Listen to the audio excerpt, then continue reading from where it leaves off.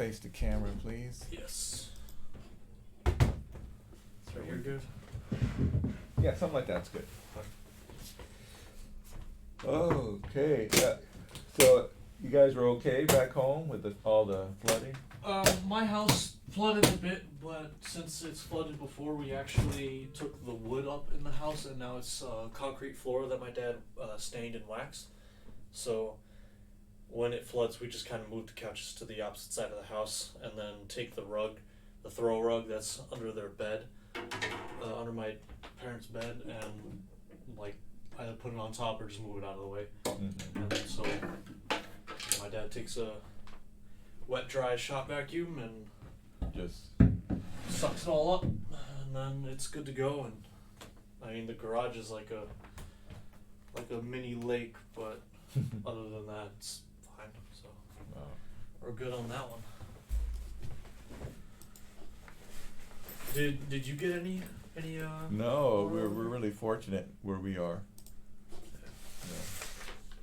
Yeah. It takes a lot for my house to get water from one side, but from the other it's pretty easy because the idiots who put the pool in put the foundation up like 3 feet higher than the rest of the house. So when the pool floods, we flood kind of in that one little section of the house. But other than that, we don't really flood anywhere else in my rock stop. Yeah.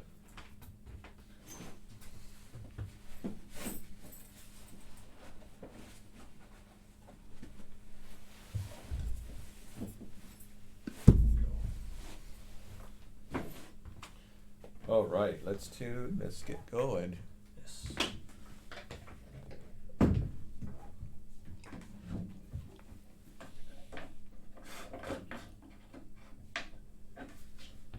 That's not going to be nearly enough.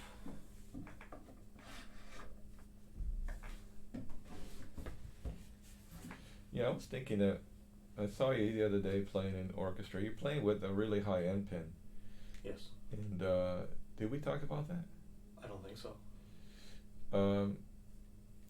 Yeah, because when you're playing in orchestra, I saw you playing, and you're just doing this with your hand, not moving your arm. It didn't look good. Okay. Because I think it happens when you're reading music that you don't know so well. What we do is we go back to like a comfortable position while playing cello. I call it the fetal position, sort of cello playing. And then it's not always the best position, because when we're challenged by what we see on page and it's not quite comfortable, we can't play it so well. We slip back into bad posture and bad cello position. So just keep an eye out for you. You need to have your arms out and elongated, not like this. So Okay. if you're doing this and you're putting your arm like put your hand in first position, and put your elbow like touch. Yeah, you're doing something like that. Oh, so I was doing this. And then you're just and moving then your just- fingers like that. Yeah. Okay. Yeah. That So makes more sense. and so that happens when you're, if you're like say playing tennis, and you're playing against Venus Williams, or something like that, you probably just all your technique just right out the door. You're just like struggling just to run to the ball. Mm-hmm. She's probably like controlling the heck out of you. It's like by hitting it just in the right spot. So in a way, sometimes music is like that. It's like more challenging for us than we're prepared for. And so then what happens is that you start to your old technique slips back in. So okay, are you? That's tuned. Are you tuned? Not that I'm aware of. Let's check.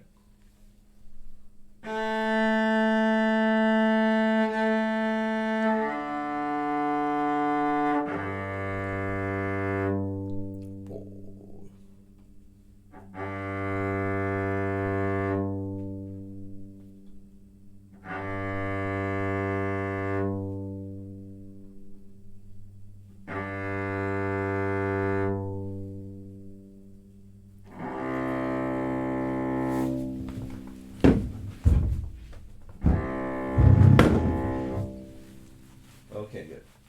So what we're trying to do now is to develop a a routine that you can do every day when you practice.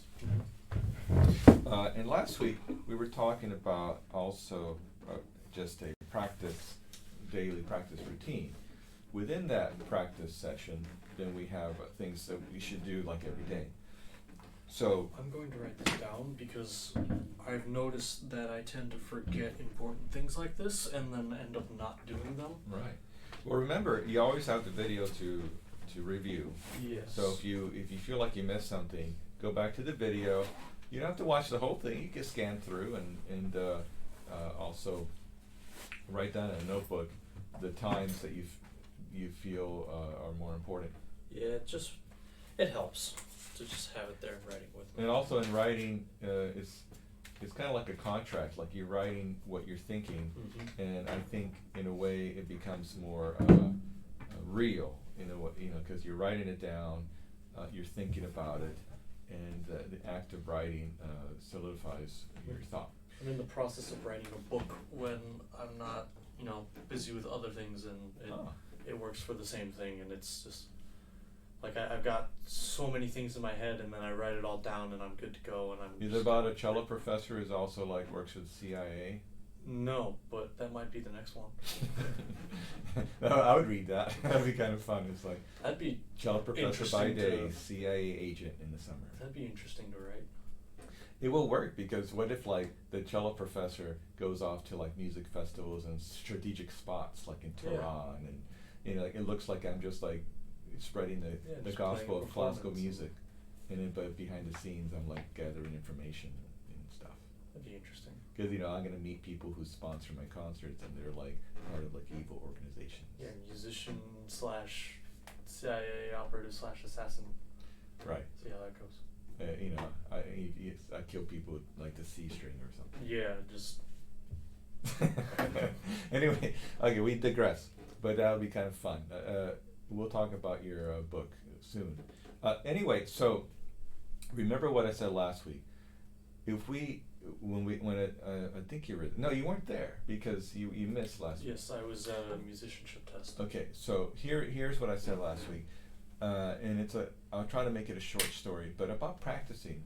I kind of like, I don't know if you heard about Jordan Peterson. I liked how he's the 12 rules for life, and one of them is clean up your room, right? And what is he really saying there is that, when we're young, we want to go out and we want to change the world, and that's what's good about being young, is we have all these ideas and ideal, like we have a really kind of like a high or a really great ideals, like we want to change the world, and that's great.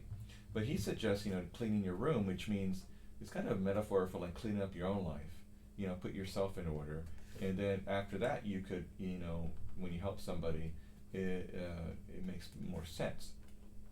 Now, and I think that's a good way to think about just life in general. It's like, you want to fix everybody's life, but what about fixing your own and moving on from there? When we talk about practice, we also want to feel like things are cleaned up around us. And it reminds me of a time when my wife and I had just gotten married, and we lived in an apartment near the museum district in Houston. And she was out of town, and we were supposed to move out of that apartment, and I was charged with packing everything up and putting it into a storage. So the problem is that week I was so busy. It was the room was super messy, like there was stuff everywhere, like all kinds of everything was. I couldn't see the floor. There was paper. There was trash everywhere. So my friend, who's a conductor, comes over, and I say, "You got to help me. It's like I'm getting stressed out. I got to move in 2 days, and I don't know what to do." So he comes over. He's like, "Okay, let's clean everything up off the floor." And being a conductor, he knew, he knows how to like get things done. And so we clean everything up, like put stuff away and threw things away, stacked up books, etc. And all of a sudden, within like a matter of 10-15 minutes, I was able to see the floor.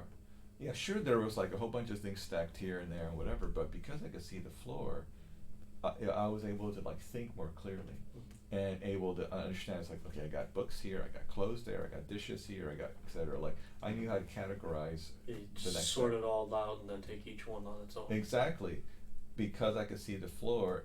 I was able to like to imagine it better. And so what I'm trying to say is that in all of our lives we have that messy floor.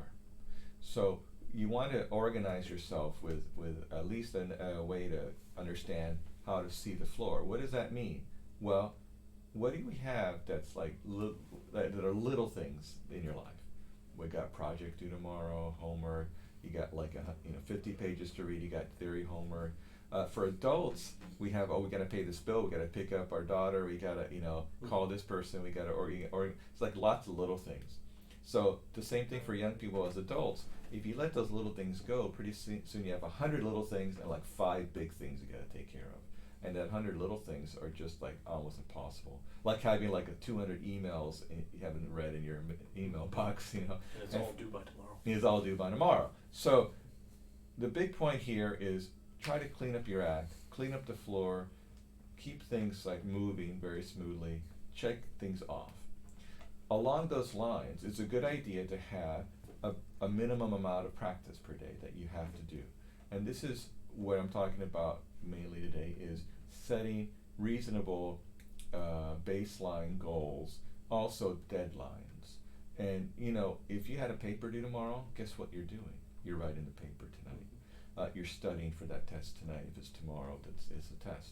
So create some self-imposed deadlines and goals. Some self-discipline in there. Right. So for example, what do you think you can manage? I want all the music ed and therapy kids to do at least 1 hour every day. 2 hours is better, but if you say, okay, I'm gonna at least do an hour, then you could make that a goal, and that's like a deadline. Hey, it's 9 o'clock at night, I haven't practiced, I need to practice an hour. 2 hours is better, but you need to promise yourself that you're gonna do a minimum of 2 hours every day, and if you do that, you're gonna get better. So that's your daily deadline. Like, I gotta do 2 hours, if no ifs, ands, or buts. Next is within the practice session, you can have other deadlines, and this is where your timer comes in. You get a timer on your phone. You have a clock there with a timer, I imagine, and then put on 4 or 5 minutes of a timer. And what do? Well, you work on that thing that you need to work on. It could be one measure, it could be one beat, one arpeggio, one shift, and I ask you to focus on 1 or 2 things. That 1 or 2 things could be progressive. So if you're at the beginning of working on something, you're at the beginning stages. So you're just working on like, okay, I'm just learning the notes right now. I'm going to take these 3 measures and figure out the notes and the fingerings. That's all you do. If it's in the intermediate stages, okay, I'm going to work on playing it without stopping, getting it in a tempo, like half tempo. Okay, I got it at half tempo. If you're in the advanced stages, you can be using some of the rhythms in the back of Galamian book and applying some of the rhythms, but get that passage up to speed, make you memorize muscle memory, so to speak, that passage, so that you get played in awkward situations, awkward rhythms, etc. Next, you could also work on a passage. Say you always stopped in this passage and it's always in this one measure with this one shift, so you practice that shift for 5 minutes. Now, we're going to try a little bit of that today. So let's start with a little routine, and let's see how long it takes us to do this routine. And you've done a little bit of this already. In fact, you missed this as well, now that I remember.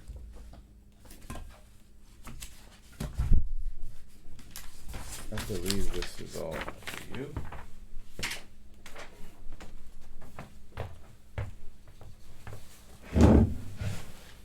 Okay, so we're not going to do the timer just yet.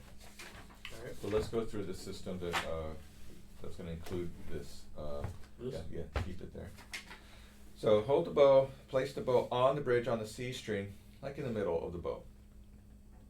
More in the middle. Now, if you touch the cello, and if it's touching a C bout, you're too far forward. So see how my bow is crooked, right? So on the inside of the C bout will give you a pretty good approximation of being placing the bow parallel to the bridge and perpendicular to the string.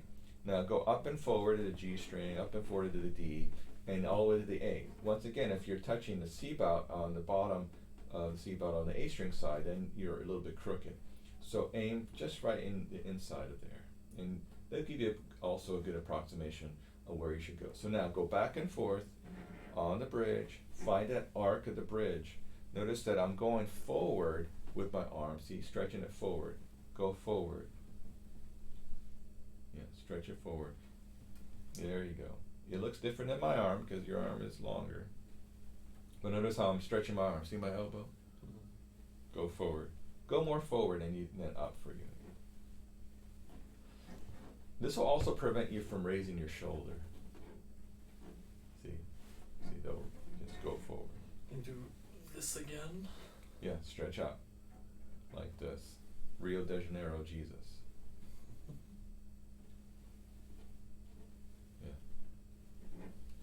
Good. Now, place your bow on the C string at the frog.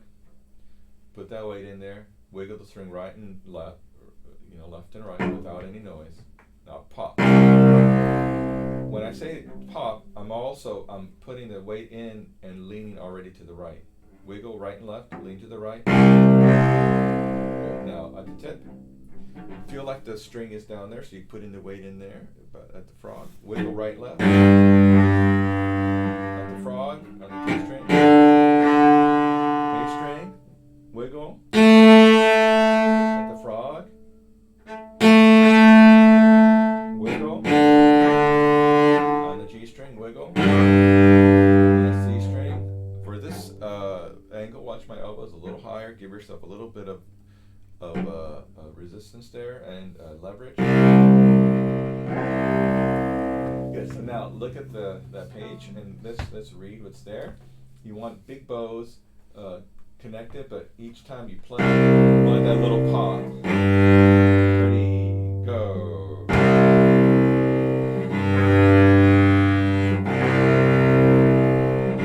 Additionally, you want to feel like you're making like ellipticals, circles, like more ellipticals. It's kind of like this,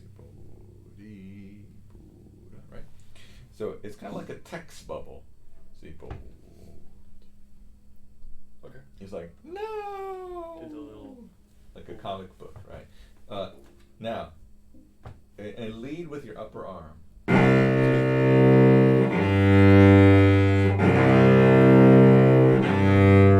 Now with your wrist, watch my arm. Doing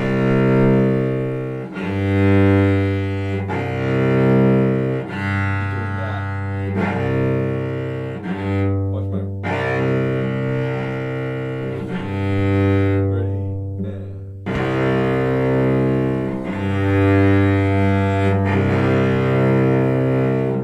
D string. Grab the string. Grab the string. Go forward. More forward. Forward.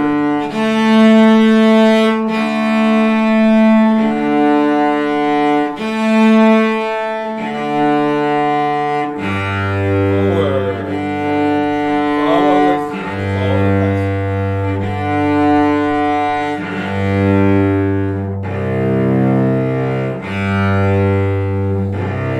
Skip.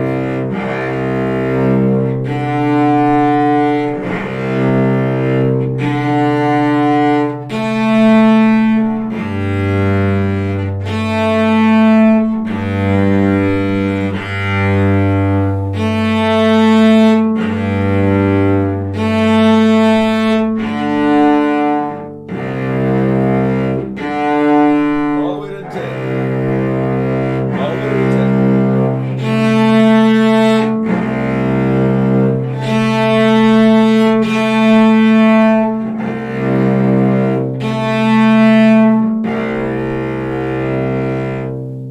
And more sound. Where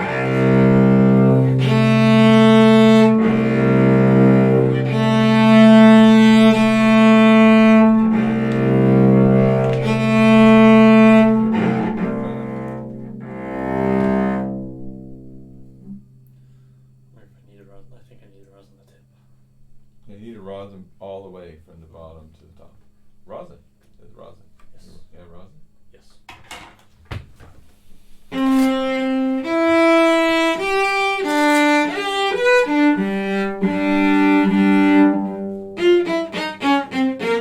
Thank you.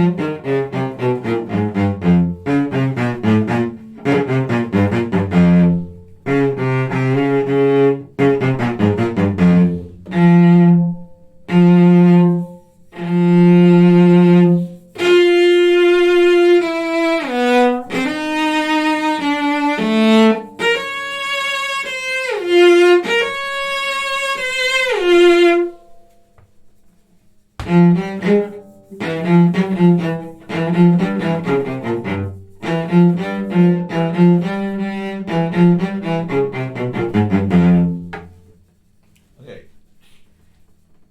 I'll show you how I rosin. Place your thumb on the silver, so that when you rosin all the way to the bottom, it hits your thumb and not the silver. Okay. That way you don't chip it. You chip the rosin. That's right, go all the way to the bottom.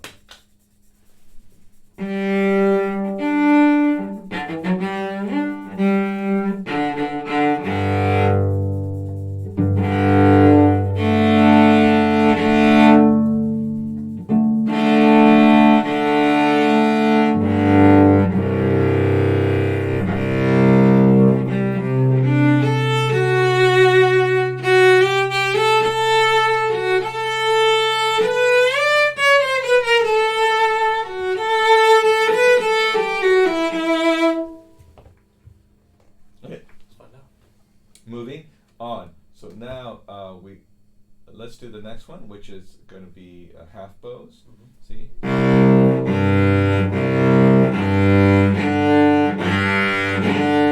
Ready, go. From the frog to the half position. Go. Watch my elbow. Yeah. No, lead with your wrist. Go. Lead with your elbow. Feel like your elbow.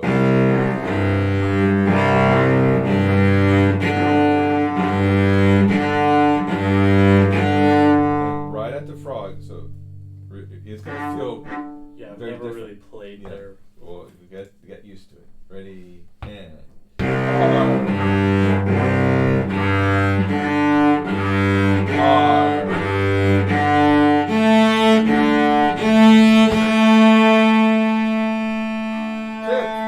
There's the tip. Now here, watch my forearm. Ready, go.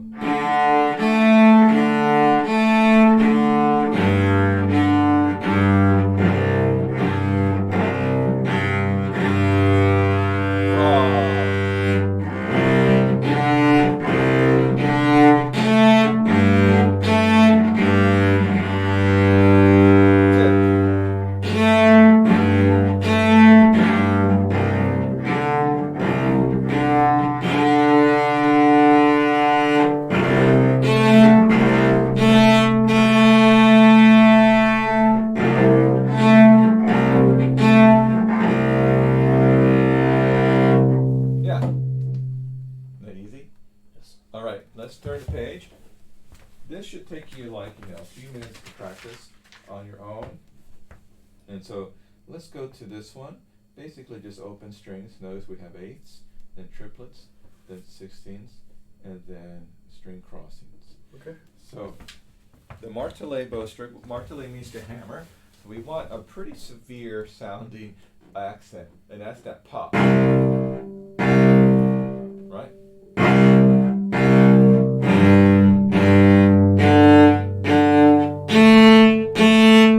So it's 4 each, right? Yes.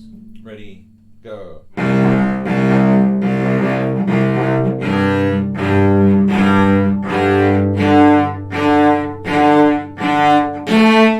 Triplets.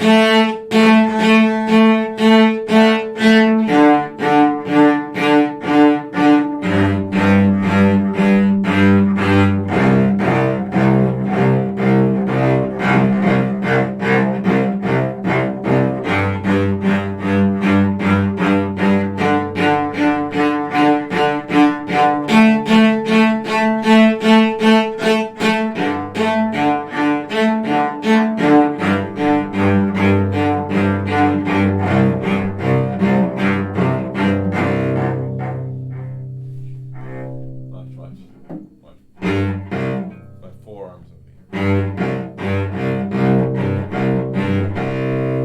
Now, we were talking about moving the whole arm, but as you get faster, you want to move more from the forearm, and then later from the hand.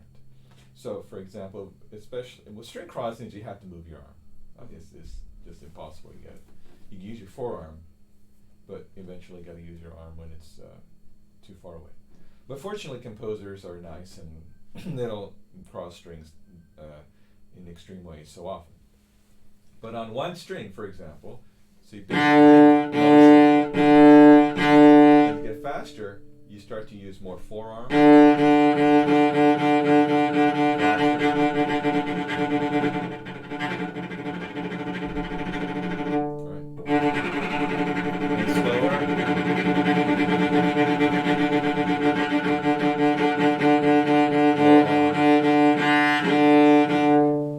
Okay, now, moving on. There are a lot of little exercises here. You're welcome to do one or the other. You don't have to do all of them. But I'm just showing, you could play all of them if you like. Mm-hmm. It's not necessary. They do have some instructions, W means the whole bow, etc. Right. So now, let's look at this one. This one's helping for staccato and just to really understand how to grab the string. So we're grabbing all three strings flat here like this at the frog. So let's try. The first one are quarter notes and eighth notes and triplets and sixteenths. So ready, 1, 2, go. Up bow.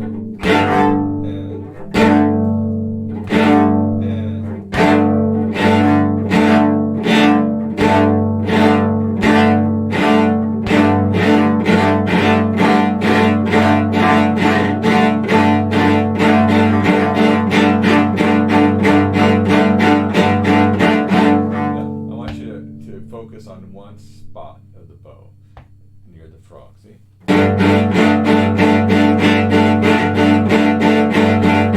Ready? So, go.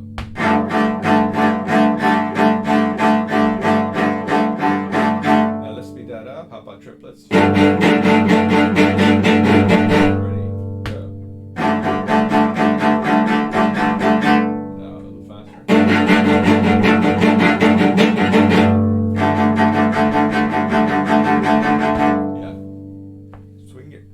Your elbows like swinging right and left like this, see, like a little happy face. Focus on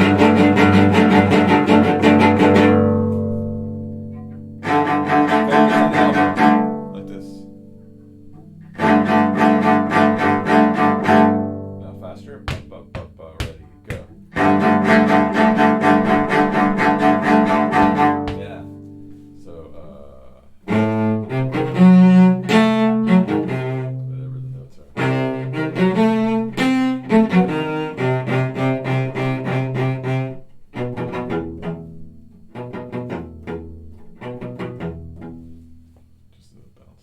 okay, good. Now, let's start with B flat major scale. So use this to warm up. Right. So actually, I keep forgetting the order of things. I need to just have a piece of paper that tells me how to talk. So let's do so we do open strings, and we preceded it by, we started first by getting the curve of the bridge, just doing this. You only do that, it's going to take you like 15, 20 seconds. Then we did the popping, where you set the bow, and just remind yourself, down bow, and up bow, and way back, up bow, down bow, and way back. And so that would be, just on the open strings. All that is going to take you a minute, those two things. Then you start on this thing, and you just choose a few of them, and then it takes about 5 minutes. Total 6 to 7 minutes of just warming up on open strings. What else can we do? Remember? The string crossing exercise that just slurs them all without bumping the string. That's called the Izai exercise. Y-S-A-Y-E. Y-S-A-Y-E. Interesting guy. And so that's the Izai exercise. So all of these could take you 7 to 10 minutes depending on how slow you go. And also, you don't have to choose all of these, but you notice what we chose. We chose the basic first few, then we chose some with staccato, right. And that's very helpful. So there are a lot of staccato ones in there. And you don't have to do the whole thing, but pretty soon I would ask you to experiment with several of them until you find like your favorite ones. and 10 minutes tops. All of these things. Now we're moving on to ringing tones. Okay, you ready? Ringing tones. Follow me.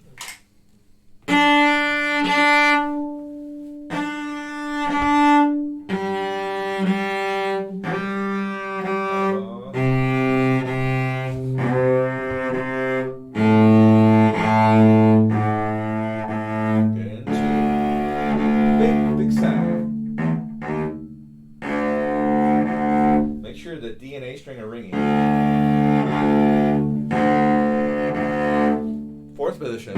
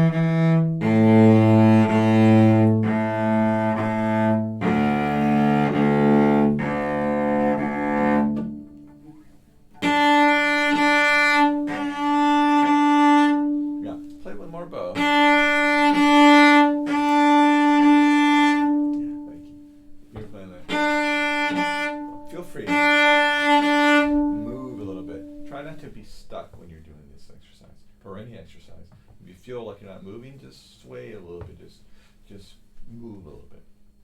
Next, we're going to play some harmonics. This will help you find your position in first position, and we're going to introduce other positions as well soon. So go to the fourth finger, first position. So we're going to play all the fourth finger harmonics in first position on all strings. So like this.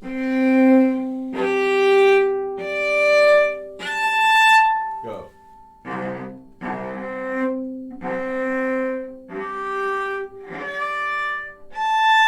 Now you're just moving through. Watch my finger. It always maintains this curve, and it's always on the inside of the string, not on the top or the left side of the string. Think of it as being approaching from the right side. Ready? Go.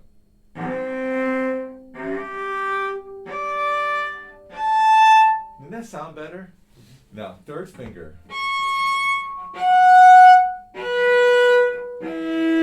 Just imagine where that third finger is. By the bridge, please. That's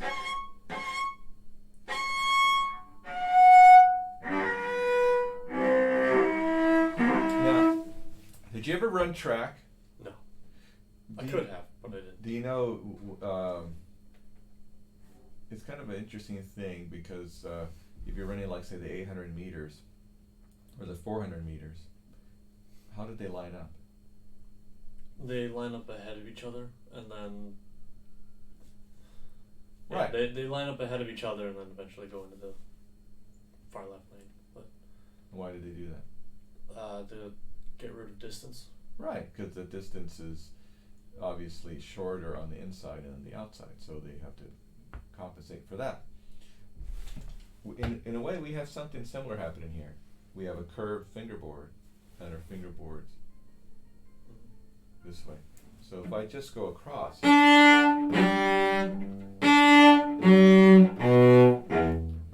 I'm gonna go a little flat. So I have to move this way. That's my arm moving slightly forward. Help me compensate. Can you try that?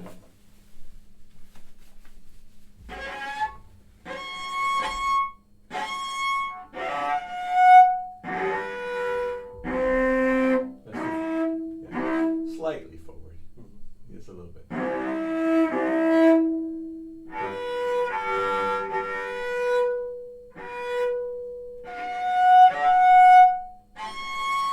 Now, try second finger across. Ready, go.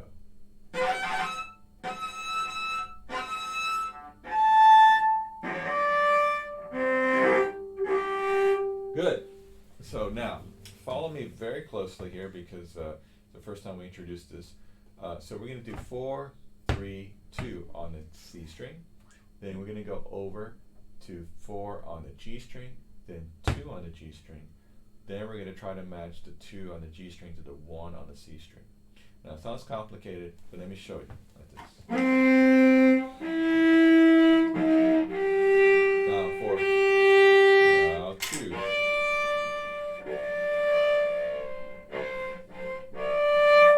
That one's hard to get, but you got to play it by the bridge. Ready? Let's do it together. Go. 3.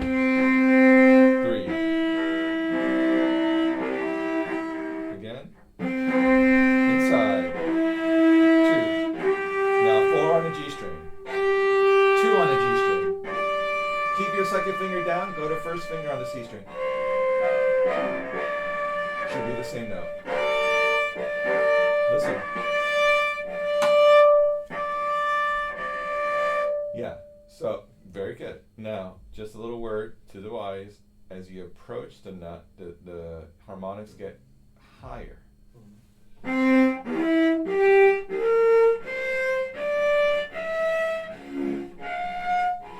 See, so from the middle of the string, which is harmonic, that's the second note, first note. Then you go towards the bridge, the harmonics get higher. But from here to not the harmonics get higher. It's a mirror image. Right. Okay, now let's go to the G string. Same process between the G and D string. Let's go slowly. 4. 4 now on this D string. 2 on the D string. Keep it there, that first finger.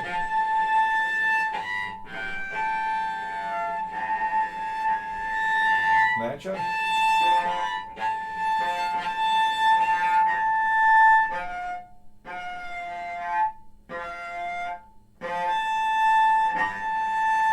Yeah, now the D string to A string, same process, and curve the fingers.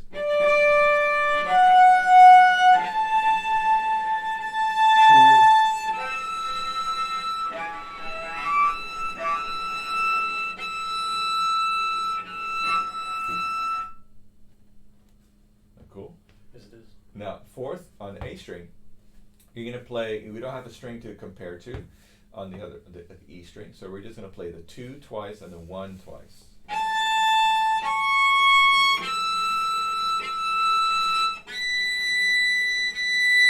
Ready, go.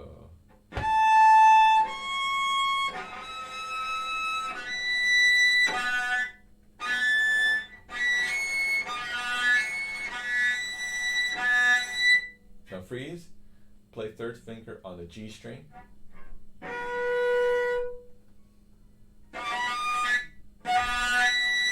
Yeah. So the top B on the first finger on the A string, that's a little bit higher than this one. But it gives you an idea whether you're close or not. Right. Okay, between A, E, and B, that's a fifth, see? Between D and A is a fifth. Sorry, A and E is a fifth.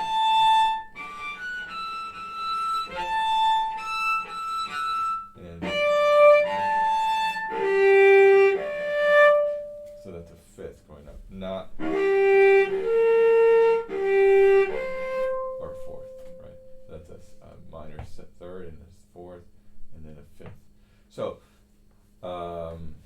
produces this sound.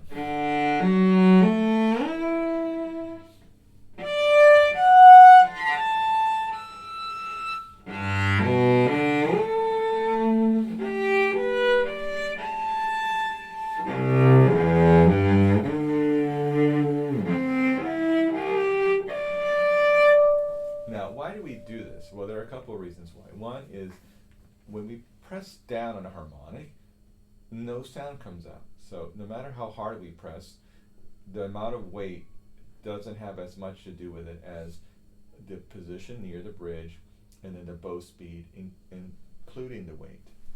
So watch what happens when I play this note. And I press as hard as possible. I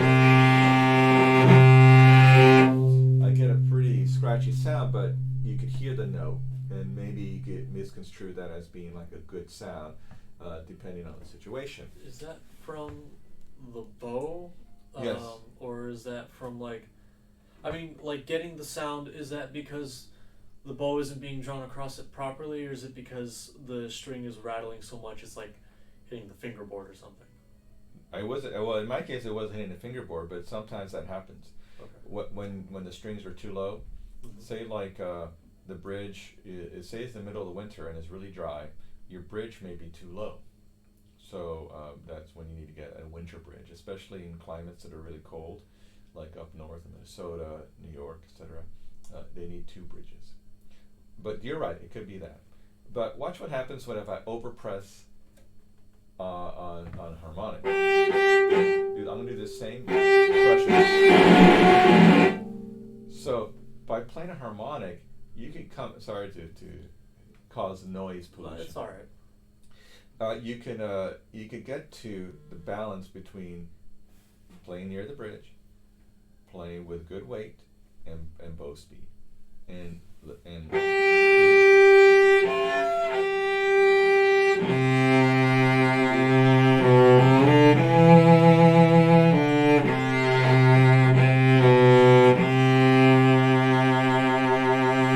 So that has more ringing sound than the other that has more pressed and scratchy sound. So I think that spreads out more in the hall because it has a pure sound. The other has noise, Right. which could be misconstrued as sound, but it's noise, it's not pitch. So harmonics help us to find the most natural ringing sound for our bow, the balance of the bow. Really, we're working with a fourth element that combines the weight, the speed, and the position. And maybe we could call that friction or resistance of the bow on the string. Because as you pull the bow on the string, there's a friction there, right? So if you get a different bow, would that change how you have to play for the harmonics? Yeah, literally a different bow? Mm-hmm. Well, bows can be better or worse. And sometimes bows don't have enough ring to it. Okay. So bows can ring, help you ring better. Like they have this thing called the echimeter, and this echimeter measures vibration in how it travels through a piece of wood or object. So they get a piece of wood like this, it's like a bow, and then they don't have anything on it. They'll measure like, because they do measurements like. To get the ring going through. Yeah. So they do measure that because they realize that really fine, nicely made bows, like fine bows that are from like France in 1800s. Some of those are worth like $100,000 now. Oh, absolutely. So if they measure those bows, and they try to copy the qualities. I mean, some of these things have been passed down from one generation to the other. As you say, you're young, you may be an apprentice of one of these makers, and you learn the tricks of the trade. But now with modern technology, they learn that their intuition of how to make bows, they had a certain ringing to the sound or vibration. Okay, so all this is all warm up, Right. and so I say it would take you like somewhere like 10 to 15 minutes to do all what we just did, and there are some other things that we'll learn in the harmonics, because here we have.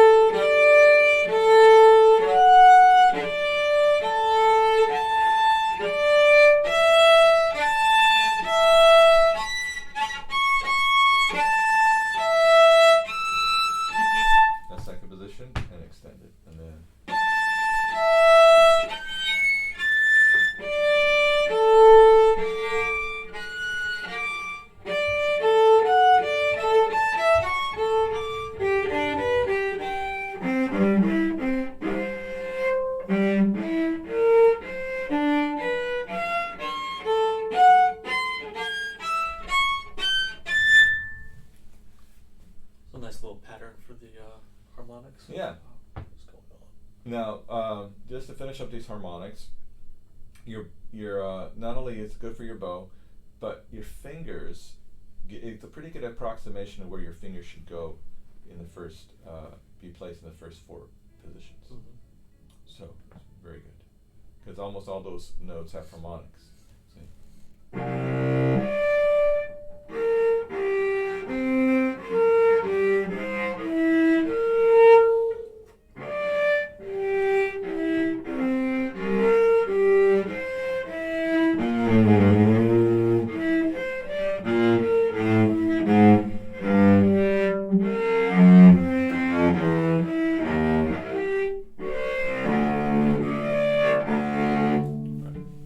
So, I digress a little bit, but I just want to show you how these techniques are useful and why we're using them. And let's review. We start, of course, by tuning. Second, we found the curve of the bridge, just reminding ourselves that. At that point, if you want to do the izai thing, you could do the izai thing. You could do it before or after these, which is from Fritz Mog's book, these open string exercises. But preceding the Fritz Mog, you want to feel the tug on the string. Then you do the Fritz Mog, and you do 5 minutes of it. You don't have to do a whole bunch, but there's plenty to choose from.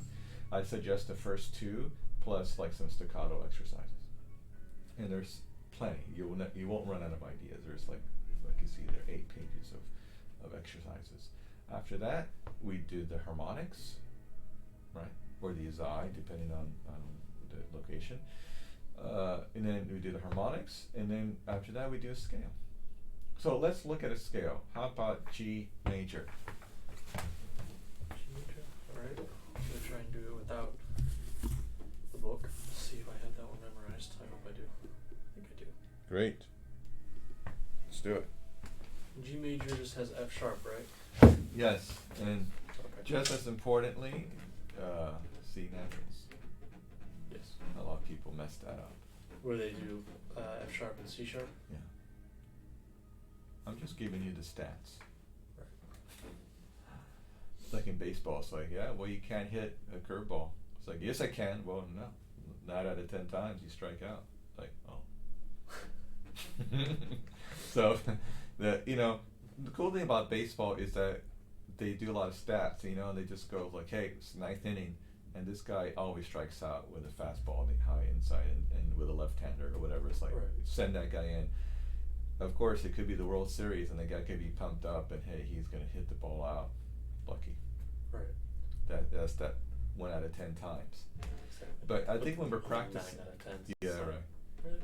When we're practicing, yeah, you have to think this way sometimes. It's like, hey, I'm always missing it, so maybe I should not do that technique. Right. It's like, let me do the opposite of that technique. One thing I learned from a cellist named John Sharp, he's the first chair cellist, principal cellist at Chicago Symphony. He's from Waco, from Texas, and he grew up in Texas, and he comes back frequently to come visit his hometown. I think maybe he still has some relatives nearby. But he's very famous in the cello world. Anyway, he practices really slow. Like he practices a lot still, even though he's older. From what I hear, that he hasn't gone down in his faculties. Right. His abilities are amazing. Anyway, one of his classes, he said, it's good to know your tendencies. I mean, if you play sharp, just go play flat. You play flat, play sharp. Do the opposite of what your tendency is. If you're speeding up, slow it down. If you're slowing down, speed it up. Sometimes that's what practice is about, is finding your tendencies and then doing the opposite, or evening them out, smoothing them out. So if you don't have an idea about practicing, think about what your tendency is and then work on that. Okay. Sometimes like in high school, there's a kid that really pissed you off, so you just like looked the other way and walked in the other side of the hall, ignored him. Because otherwise you get really mad and like you just ruined your day. Right. So you just ignore that person. And pretty soon you realize like, yeah, it's not a big deal. But there's that moment where you gotta avoid them. Yeah, there's that one moment where you go, I'm not going to deal with this person today. Yeah. And you avoid that person. Yeah, and that's your tendency, because to see that person, the tendency is for you to get angry.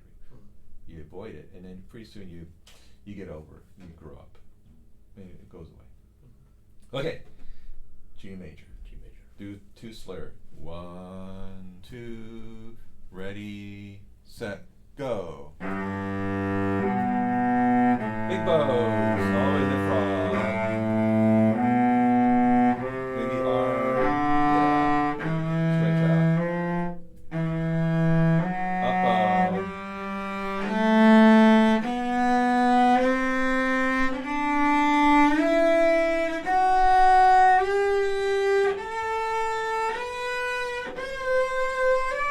Bridge. More bow, faster bow.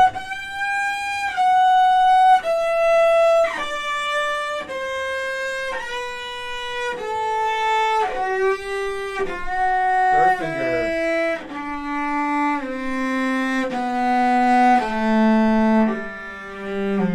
Third finger.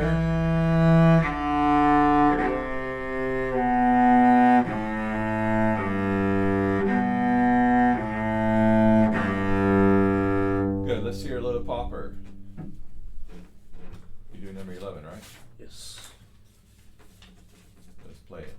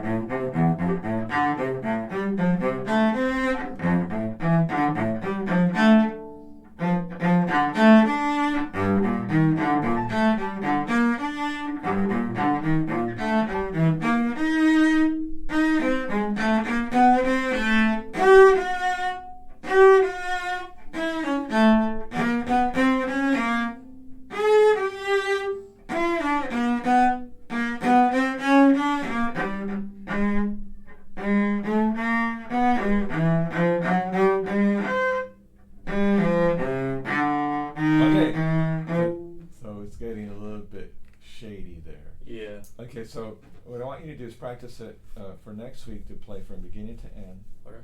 This tempo, I guess it's like between 72 to 80. Is about there. And I want you to practice the following way. One is super legato bows, like connected. Everything like really smooth.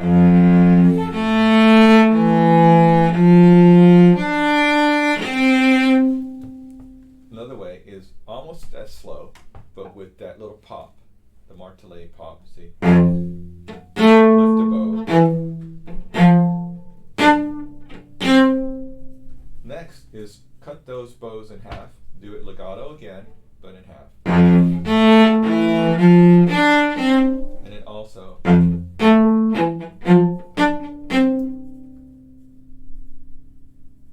Okay. Just like that. Okay. All right, so we didn't talk about the timer thing, but I want you to experiment with the timer. And the way you experiment with it is like, you see how we talked about. I'll just write it as olive popper. Ooh, I said pooper.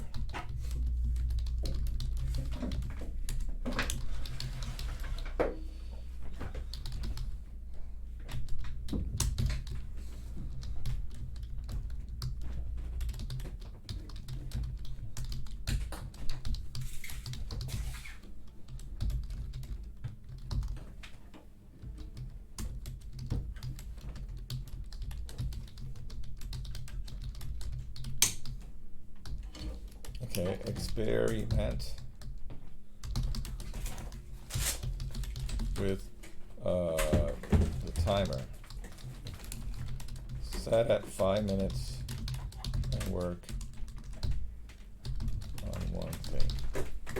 Okay, when I say to experiment with the timer, you want to set it at 5 minutes and then work on one thing. Right. Like legato bows. Work on one passage that's difficult. Work it up from like slow to fast. Maybe just one beat. Maybe there's a beat in there that you're having trouble with, or a measure. Work on that measure for a whole 5 minutes. Put the timer on. Once the timer goes off, are you satisfied? Yes, no, maybe. If you're not satisfied, do another 5 minutes. Got it? Got it. Alrighty, thank That's my you. pencil.